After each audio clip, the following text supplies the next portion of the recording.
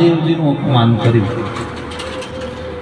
કે આ સ્મશાનની ભસ્મ ચોડવા વાળા સાથે હું દીકરી આપવા માટે તૈયાર નહોતો, હે ને?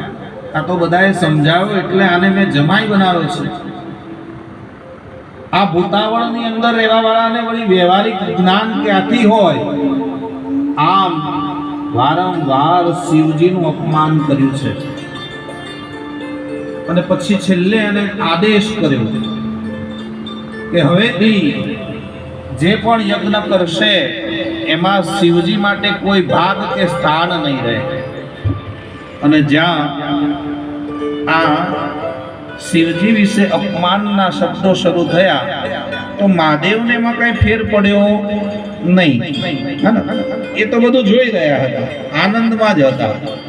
જો કોઈ અપમાનિત કરે ને તો એ અપમાનિત થવું કે નહીં એ આપણા ઉપર આધાર રાખે છે.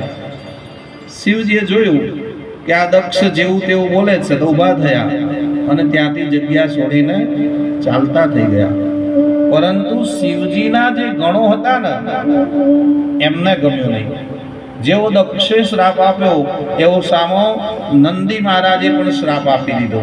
હે દક્ષ, તું મેં કરે છે ને, હે, તો તારું આ મસ્તક છેદાઈ જશે અને તારા માથે બકરાનું મુખ લગાવવામાં આવશે. શ્રાપ ઉપર શ્રાપની વર્ષાઓ થવા લાગી અને મહાદેવ ત્યાંથી ઊભા થઈને ચાલે ગયા. અને જો મહાદેવની મહાનતા તમે જુઓ, ઘરે ગયા ને તો સતીને જઈને કોઈ વાત જ કરી નથી. બાકી આજના કોઈ જમાઈ હોય અને એનું સસરાએ ઘોર અપમાન કર્યું હોય તો ઘેર જઈને બોલો શું થાય? સાચું કેજો, થાય કે નહીં?